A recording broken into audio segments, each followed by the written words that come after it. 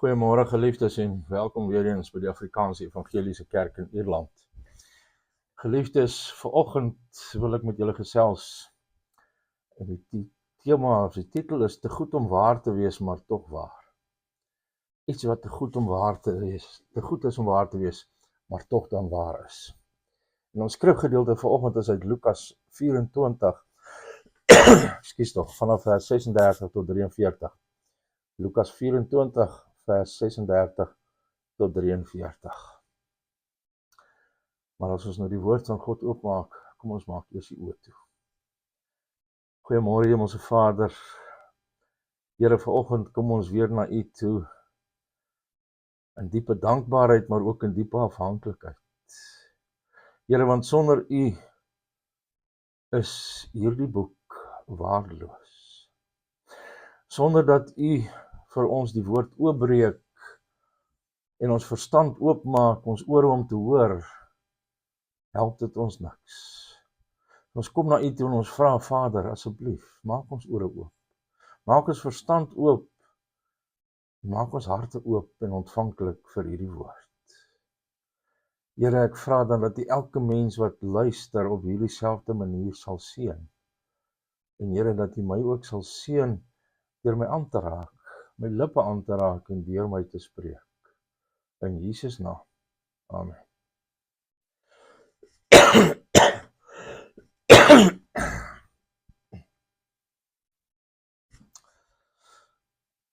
Nou ja, as ek klaar gehoes het, dan kan ons seker voortgaan. Geliefdes, kom ons lees dan nou uit Lukas 24 in verse 36 tot 43.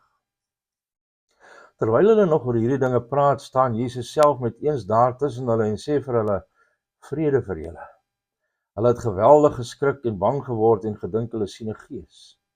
Hy sê toe vir hulle, waarom is julle so verskrik en waarom kom daar twyfel in julle harte? Kyk na my hande en my voete, dit is tog ek self. Voel aan my en kyk. 'n Gees het tog nie vleis en bene, soos julle sien dat ek het nie. En terwyl hy dit sê, wys hy vir hulle sy hande en voete. En toe hulle van blydskap en verwondering nog nie kon glo nie, sê hy vir hulle, het julle hier iets om te eet? Hulle gee vir hom toe 'n stuk gebakte vis, en hy het dit gevat en voor hulle oë geëet. Ons lees tot sover, mag die Here sy woord ryklik aan ons seën vanmôre. Geliefdes, stel jou voor die telefoon lui. Nog 'n telebemarker brom ek vir myself. Hallo meneer Bosch. Ja, dis Robert Jones van die Reader's Digest. Ek bel om jou te vertel dat jy sopas ons $5 miljoen kompetisie gewen het. Ja, seker. Klik, sit die foon neer. Ek het nog nooit 'n oproep gehad wat vir my sê dat ek baie geld gewen het nie, maar as ek het, dan sou ek dit nie glo nie. Selfs al lei hulle my deurklokkie en gee hulle my die cheque, sou ek skepties wees. Ek sou dit waarskynlik nie glo totdat die cheque in my bankrekening wys hy het losgekom en dit is regtig, die geld is in my rekening nie. En selfs dan sou ek myself dikwels moes skryp en sê, joh, dit is regtig waar. Ek het regtig al die geld gewen. En my punt is, soms lyk nuus te goed om waar te wees. En gewoonlik is dit dan so, dit is nie waar. En of dit nou is om onsself teen teleurstelling te beskerm of omdat dit so selde gebeur, ons is geneig om nie regtig goeie nuus te glo nie. En tog was die disippels almal geneig om die berigte dat Jesus uit die dood opgestaan het te betwyfel. Eers het die vroue gekom en vir hulle gesê dat die graf leeg was en dat hulle die opgestaane Here Jesus gesien het. Onsin het hulle gesê, onthou julle in vers 11. En toe Petrus en Johannes gegaan en in die leë graf gaan kyk, en Petrus het verwonderd weggegaan, maar nog nie geglo nie. En toe verskyn die Here aan die twee mans op pad na Emmaus. En laat op daardie eerste Sondag het hulle die kamer binne gestorm waar die disippels bymekaar was en opgewonde vertel van hulle ontmoeting met die Here. Maar die apostels het hierdie mans aanvanklik nie geglo nie, sê Markus 16 vers 12. Miskien het hulle gedink, waarom sou die Here aan hulle verskyn? Hulle is nie eers apostels nie. Dit moes seker net 'n visioen wees wat hulle gesien het. Maar iewers gedurende daardie dag het die Here aan Petrus verskyn om vergewe en om herstel Maar die ander het die Here nog steeds nie eerstehands gesien nie. En hulle het steeds getwyfel. En toe, terwyl hulle nog al hierdie vreemde dinge bespreek het die Here self in hulle midde gestaan, sommer net so. Hulle het nie die deur oopgemaak nie. Kan jy jou die rilling van afgryse voorstel wat in jou ruggraat sou afloop as iemand skielik in 'n geslote kamer verskyn waar jy is? Hulle het gedink dat hulle 'n spook sien, 'n gees, maar dit was geen spook nie, dit was geen gees nie, dit was die opgestaane Here Jesus. En hy het hulle met woorde van vertroosting gegroet. En hy het hulle twyfel saggies bestraf en hy het hulle versekerings gebied om hulle geloof te versterk. Maar selfs so sien ons, toe hulle van blydskap en verwondering nog nie kon glo nie in vers 41. Maar dit het net te goed gelyk om waar te wees. Maar dit was waar, en hulle moes dit glo. En hierdie eerste opstandingsverskyning van Christus aan die hele groep disippels, en ons weet, dit was nie die hele groep nie, Thomas was afwesig, volgens Johannes 20 vers 19 tot 24, maar hierdie eerste opstandingsverskyning leer ons, dat alhoewel ons geneig is tot ongeloof en alhoewel Christus se dood en opstanding namens ons te goed lyk om waar te wees, is dit waar en moet ons dit glo. Kom ons kyk dan na ons gevalle natuur, maak dat ons almal geneig tot ongeloof aangaande die dinge van God is. En een van die sterkste bewyse van die opstanding is die feit dat die disippels so geneig was om dit aanvanklik nie te glo nie. Want as hulle dadelik tot die gevolgtrekking gekom het dat Jesus opgestaan het, dan sou ons kon dink dat hulle getuienis van die opstanding bloot wensvervulling was. Hulle wou dit so graag hê dat hulle oortuig was en sommer so maklik oortuig was, afgesien van soliede bewyse. Maar die evangelievertelling wys duidelik hoe stadig al die disippels was om te glo dat Jesus werklik opgestaan het. Hulle was nie goedgelowige manne wat geneig tot bygelowige idees was wat maklik oortuig kon word om te glo nie. Alhoewel hulle net voor Jesus se verskyning gesê het, die Here het werklik opgestaan. En toe hulle hom in die midde sien, kom hulle onmiddellik tot die gevolgtrekking dat hy nie opgestaan het nie, maar dat hulle 'n gees sien.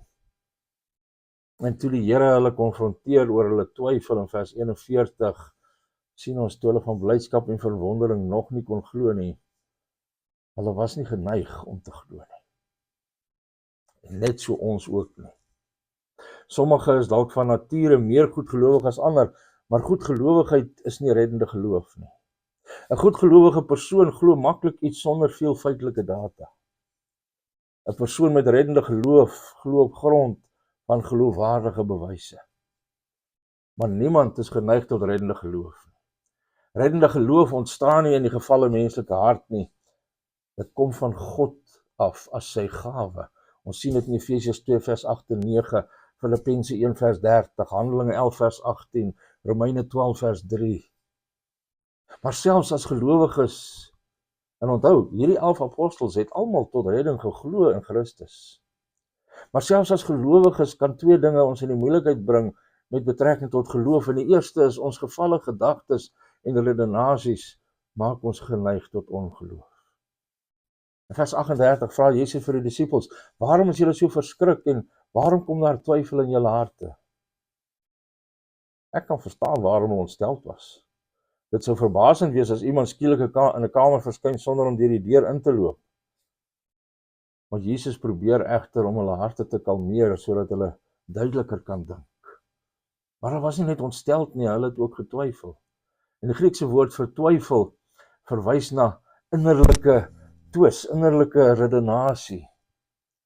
En as gevolg van ons gevalle menslike natuur is ons almal geneig om te twyfel aan die dinge van God wat aan ons in sy woord geopenbaar is. En God verwag nie dat ons blindelings moet glo sonder om sake deur te dink nie. Hy het ons die vermoë gegee om te redeneer en hy verwag dat ons ons verstand moet gebruik. Maar ons moet versigtig wees as gevolg van ons sondigheid, om nie te veel te doen en onredelike bewyse te eis vir dit wat God duidelik geopenbaar het. Om aan te hou, om besware in te dien en te stry oor sake wat God redelik duidelik gemaak het, is om toe te gee aan ons gevalle natuur, nie om daarbo uit te styg deur geloof. Johannes Calvin gee ons die regte balans in sy in Harmony of the Gospels uit sy kommentaar uit Calvin's Commentaries, kry ons waar hy sê, ons het inderdaad die reg, wanneer enige skyn van absurditeit om voordoen, om navraag te doen deur die argumente aan beide kante te weeg, en inderdaad, solank sake twyfelagtig is, moet ons gedagtes onvermydelik in alle rigtings rondgedryf word, maar ons moet nugterheid en matigheid handhaaf, sodat die vlees homself nie hoër verhef as wat dit behoort nie, en sy gedagtes wyd en suid teen die hemel uitwerp nie. En julle weet, as 'n jong gelowige het ek geworstel met twyfel oor die leerstelling van predestinasie of die uitverkiesing, soos hulle sê. Veral soos Paulus dit in Romeine 9 aanbied. En ek sou byvoorbeeld dink, maar dit is mos nie regverdig dat God vooraf bepaal wie sal glo en tog hou hy ons verantwoordelik vir ongeloof nie. Maar dis presies waarin Paulus die argument neem, wanneer hy sê, nou sal jy vir my sê, maar waarom verwyd hy ons dan nog? Wie kan nog teen sy wil ingaan? In Romeine 9 vers 19, en ek het gedink toe ek dit lees, presies ja, Paulus beantwoord hierdie vraag nou hier vir my. Hy vra ons ook nou teen God.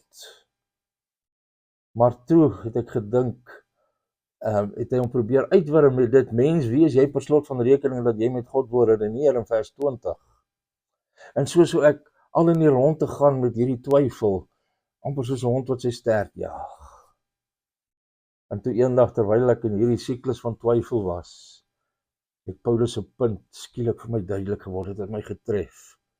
Dat die vraag wat ek gevra het, my arrogansie en vermetelheid teenoor die almagtige God weerspieël. En op daardie stadium het ek my redenasies op sy gesit en my aan God se duidelike openbaring onderwerp. Dat hy soewerein barmhartig is oor wie hy begeer en verhard wie hy begeer, soos Romeine 9 vers 18 sê. En ek word nie toegelaat om sy regte bevraagteken om te doen soos hy wil nie. Wanneer twyfel weer probeer insluip, dan moet ek my gedagtes beheer deur te glo en my daaraan te onderwerp aan die duidelike openbaring van God se woord. Geliefdes, jy is verantwoordelik in jou gedagtelewe om jou gedagtelewe te beheer. God ken elke gedagte van jou en jy moet daarna streef om hom in jou gedagtes te verheerlik, net soos jy hom met jou woorde en dade moet verheerlik. As jy toelaat dat jou gedagtelewe hoogtyd vier, dan sal jy deur allerlei twyfel getuister word. Gesonde Bybelse gedagtes sal lei tot Bybelse gedrag en Bybelse emosies. En onbybelse gedagtes in lyn met jou gevalle natuur wat God bevraagteken, soos ons in Genesis 3 vers 1, onthou julle, het God regtig gesê, het God inderdaad gesê, dit sal lei tot sondige gedrag en ontstelde emosies. En tweedens, ons gevalle en wisselende emosies maak ons geneig tot ongeloof. Die disippels was op hierdie stadium emosioneel oral oor die kaart, soos hy aan al die kante toe. En hy het voor Jesus verskyn, het hulle opgewonde gesê, die Here het werklik opgestaan, en aan Simon verskyn. Maar toe verskyn Jesus en hulle was bang, hulle was ontsteld en hulle het getwyfel. En toe hulle Jesus se hande en voete sien, was hulle bly, en tog het hulle vreugde hulle geloof belemmer. Hulle was op 'n emosionele wipplank. En baie Christene leef nou nog so. Wanneer hulle met my oor hulle probleme praat, dan hoor ek en ek moet luister na gevoelens. Sê ek het so goed gevoel, ek het gevoel asof Jesus naby was, maar ek voel nie meer so nie. Hulle leef volgens hulle gevoelens, nie deur geloof nie. En goeie gevoelens is wonderlik en God wil hê ons moet hulle hê. Maar die fundament vir ons geloof is nie in ons gevoelens nie, maar in die feite van God se woord aangaande sy seun. Want ons gevoelens sal altyd wissel. Wie ken al die redes waarom ons eendag op en ander dag afvoel? Maar jy kan jouself nie toelaat om volgens jou gevoelens te leef nie. Christene moet leef deur geloof in die feite van God se onveranderlike woord. Vreugde is gewoonlik goed, maar as dit ons geloof belemmer, is dit nie goed nie. Ongeag hoe ons voel, ons moet op God vertrou. En daarom moet ons versigtig wees, want ons gevalle natuur maak ons, net soos die disippels, geneig tot ongeloof aangaande die dinge van God. En as tweede hoofpunt, die feit dat die evangelie te goed lyk om waar te wees, maak ons geneig tot ongeloof. Want die disippels kon nie glo dat Jesus werklik opgestaan het nie, want dit het te goed gelyk om waar te wees. Nie net die opstanding nie, maar die hele evangelie mag ons op dieselfde manier tref. Christus het vir al my sondes gesterf en ek kan niks doen om dit te verdien nie. Al wat ek kan doen is om dit deur geloof te ontvang. Wag 'n bietjie, waar is die vangplek? Dit klink net te goed om waar te wees. Maar geliefdes, dit is waar. En ons moet dit glo. Elke godsdiens wat deur die mens uitgedink is, leer dat die weg van verlossing afhang van menslike pogings en goeie werke. As jy hard genoeg werk en genoeg goeie dade doen, dan sal jy verlossing of ewige geluk verdien. Maar die ware weg van verlossing, openbaar in God se woord, is dat God sy seun gestuur het om te sterf, om die prys vir die sondes van die goddeloses te betaal. En Paulus stel dit so in Romeine 5 vers 6, want toe ons nog hulpeloos was, het Christus op die regte tyd vir die goddeloses gesterwe. Verskoon tog. Hy skenk nie verlossing aan diegene wat dit verdien nie, maar aan diegene wat besef dat hulle dit nie verdien nie en dit nie kan verdien nie. Romeine 4 vers 4 en 5 sê vir ons, 'n arbeider se loon word nie vir hom as 'n guns gegee nie, maar as iets wat hom toekom. Maar die mens wat nie op wetsonderhouding staat maak nie, maar wat glo in hom wat die goddelose vrygespreek het, kry die vryspraak deur sy geloof.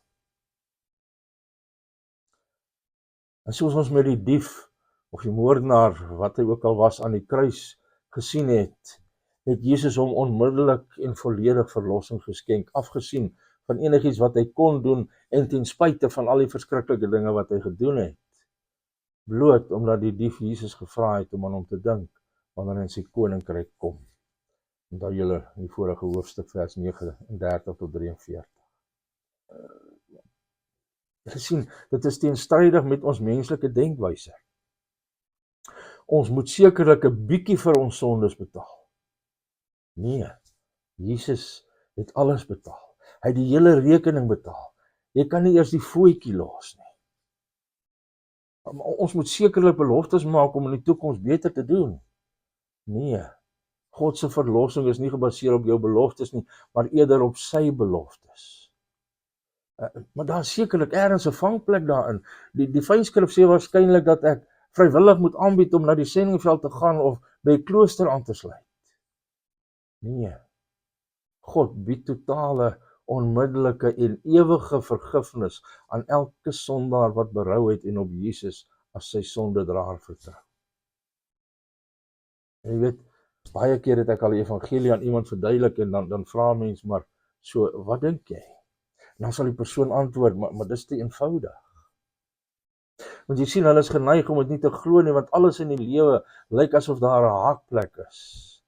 Die nuus dat Christus vir hulle sonde gesterf het en dat hy die dood opgewek is en dat hy die ewige lewe as 'n gratis geskenk aanbied, klink net te goed om te glo. Maar in ons derde punt, ons opgestane Here wil hê dat ons nie ongelowig moet wees nie, maar ten volle in sy dood en opstanding namens ons moet glo. Al die mans in daardie vertrek het in Jesus as verlosser geglo, en tog het hulle steeds gesukkel met ongeloof rakende in die opstanding. En dit wys vir ons dat gelowiges teen ongeloof moet veg en moet probeer om tot 'n volle versekering van geloof te kom. En ons Here se hantering van hulle wys vir ons hoe sagkens hy met ons werk om ons na die plek van volle versekering te lei. En hy het 3 dinge hier gedoen.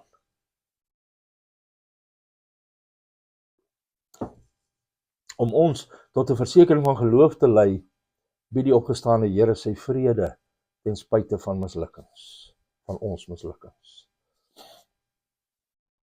En alhoewel sommige Griekse manuskripte dit weglaat, glo ek dat Jesus se openingsgroet vrede vir julle deel was van Lukas se oorspronklike evangelie. En terwyl dit die algemene Joodse groet was, het dit in hierdie omstandighede sekerlik meer beteken as net hallo. Jesus kon maklik kwaad gewees het vir hierdie manne omdat hulle hom in sy uur van nood verlaat het. Hy kon hulle aanval as gevolg van hulle twyfel. En terwyl hy hulle bestraf vir hulle twyfel, is hy toonsag en genadig. Hy bied aan hulle sy vrede om hulle tot 'n volle versekering van geloof te lei.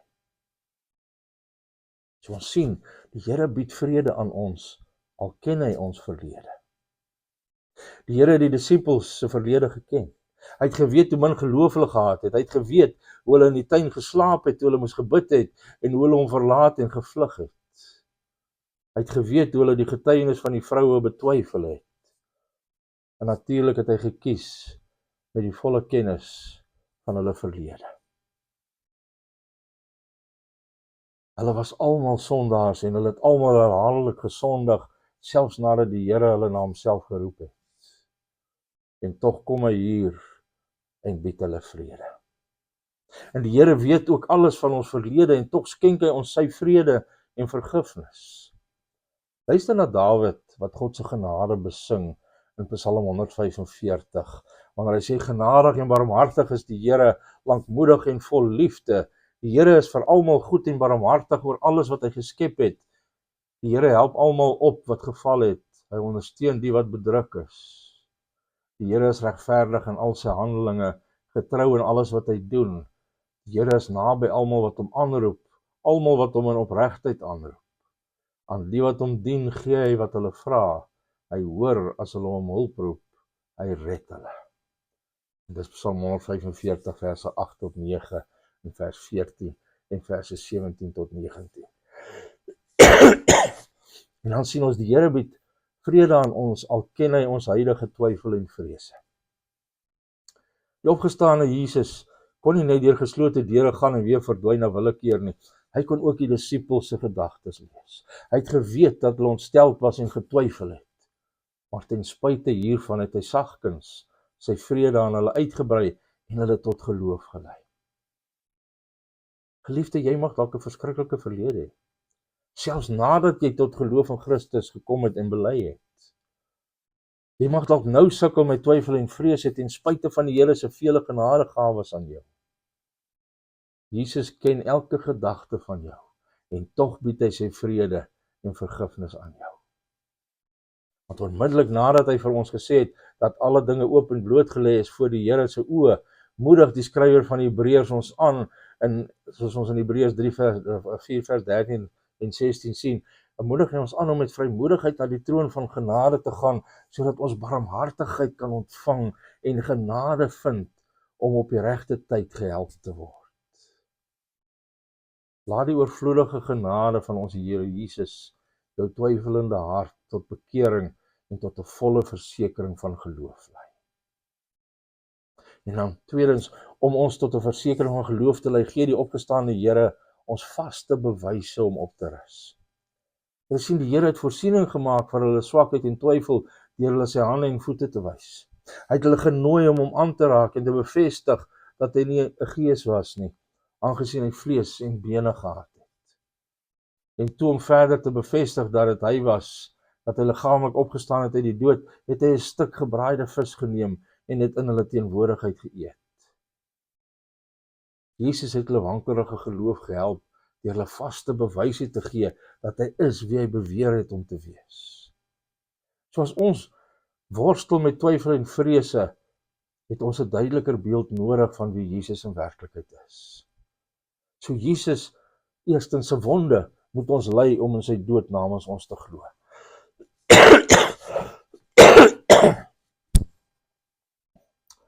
Jesus se opstandingsliggaam is die enigste liggaam wat in die hemel met littekens daarop sal wees.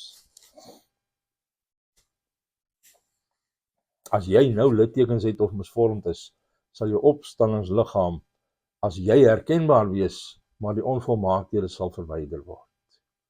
Maar Jesus sal steeds die lam wees wat staan, die een wat geslag is, soos Openbaring 5 vers 6 vir ons sê. En wanneer hy kom, sal Israel na hom kyk, wat hulle deurboor het en treur, sê Sagarius 12 vers 10 vir ons.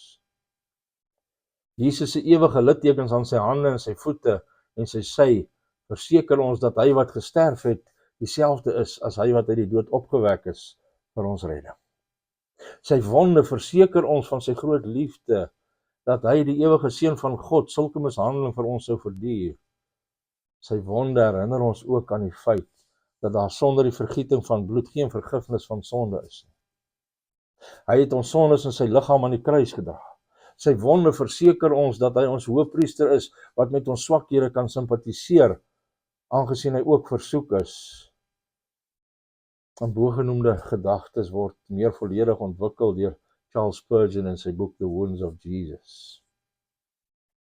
Of sy preek The Wounds of Jesus uit die boek The New Park Street Pulpit. Dan tweedens sien ons dat Jesus se opgestaane liggaam behoort ons te verseker om ons sy opstanding uit die dood te glo. En alhoewel sy opstandingsliggaam anders was as ons sterflike liggame, deurdat dit deur mure kon gaan en na willekeer kon verskyn en verdwyn, was dit steeds 'n liggaam. Hy was nie 'n spook of 'n gees nie. Jesus het hier groot moeite gedoen om aan die disippels te bewys dat hy liggaamlik opgewek is. Hulle kon hom sien en hom aanraak en hy kon eet. En sommige het geleer dat Jesus se woorde vleis en bene betekenisvol is, aangesien sien Paulus sê in 1 Korintiërs 15 vers 5 dat vlees en bloed nie God se koninkryk kan beerwe nie, en daarom het hulle aangevoer dat Jesus se opstandingsliggaam nie bloed gehad het nie. Maar dit is om Paulus se woorde verkeerd te verstaan en 'n verkeerde betekenis aan Jesus se woorde hier te heg. Paulus het eenvoudig bedoel dat ons huidige sterflike liggame verander moet word om geskik te wees vir die hemel. So hierdie vlees en bloed wat ons nou inwoon, is nie geskik vir die hemel.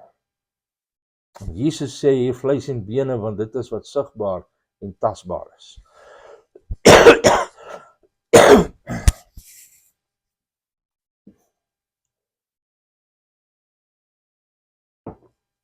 Die punt is, hy is liggaamlik opgewek. En wanneer hy terugkeer, sal hy almal wat in hom gesterwe het opwek en vir ons nuwe opstandingsliggame gee. So sê 1 Korintiërs 15 vers 20 tot 54, gaan lees gerus daardie gedeelte. Die bewys wat Jesus aan sy disippels gegee dat hy liggaamlik uit die dood opgewek is, behoort ons te verseker om ten volle in hom te glo. En dan, om ons tot 'n versekering van geloof te lei, onderrig die opgestaane Here ons uit sy woord. En ek kan vandag nou net terloops hier aanraak, verse 44 tot 47, maar let op die vertroue wat Jesus in die geskrewe woord van God gestel het. Net soos hy met die manne op die Emmauspad gedoen het, so het Jesus hulle hier saam met al die disippels na die Ou Testament geneem om hulle te leer hoe dit alles na hom verwys het en hoe dit vervul moes word. So geliefde, as jy met twyfel sukkel, lees jou Bybel en vra die Here om jou verstand oop te maak, om dit te verstaan, veral om te sien hoe die Ou Testament die persoon en die werk van Jesus Christus vooruit voorspel het. En ek wil afsluit. Dit is werklik waar dat Jesus Christus vir ons gesterf het, dat hy liggaamlik uit die dood opgewek is en dat hy vergifnis en die ewige lewe aan elke sondaar as 'n gratis geskenk bied. En dit is werklik belangrik dat jy die getuienis glo wat hy aan sy disippels gegee het. Want dit sal jou siel oorstroom met ewige vrede, wetende dat hy jou sondes vergewe het en jou aanvaar het as gevolg van Christus se geregtigheid. En dit sal jou vrede en hoop gee selfs in die moeilikste beproewinge, wetende dat sy opstanding jou opstanding waarborg wanneer hy terugkeer. En dit sal jou standvastig, onbeweeglik, altyd oorvloedig in die werk van die Here maak, wetende dat jou arbeid nie te vergeefs is in die Here nie, sê Paulus 1 Korintiërs 15 vers 58. En al sal jy soms in die versoeking kom om daaraan te twyfel en te dink, maar dit is te goed om waar te wees, dat Christus vir my sondes gesterf het. Wil die Here tog hê jy moet weet, dit is waar. Al lyk dit te goed om waar te wees, dit bly tog waar. En is baie beter as die nuus wat jy die Reader's Digest sweepstakes of die lotto gewen het. Glo God se woord oor Jesus Christus, opgestaan uit die dood, en wees bly. Amen. Kom ons maak die oop toe. Here, hoe dankbaar is ons vir u opstanding. Want die opstanding is die finale bevestiging van die hele evangelie. Dat u namens ons geleef het, namens ons gesterf het, en die prys vir ons sondes volledig betaal het, en dat ons eendag uit die dood opgewek sal word, om saam met u in ewigheid te verkeer. Here, dankie is nie genoeg nie, maar ons dankie, Here, in Jesus naam. Amen. Geliefdes, dankie dat julle na die boodskap geluister het, en mag hierdie boodskap vir julle meer as voedsel vir julle siel wees. Mag hierdie boodskap vir julle hierdie absolute versekering wees, dat hy leef, hy het gesterf en weer opgestaan, vir jou en vir my, sodat ons ook uit die dood kan opstaan, en ewig saam met hom mag lewe. Mag julle 'n wonderlike Christus gevulde dag beleef, en 'n Christus gevulde week. En as dit die Here se wil is, dan kom ons volgende Sondag weer rondom sy woord by mekaar om verder van hom te leer. Maar tot dan, mag die genade van God met julle wees, en mag God self met julle wees, en mag God julle seën. Shalom.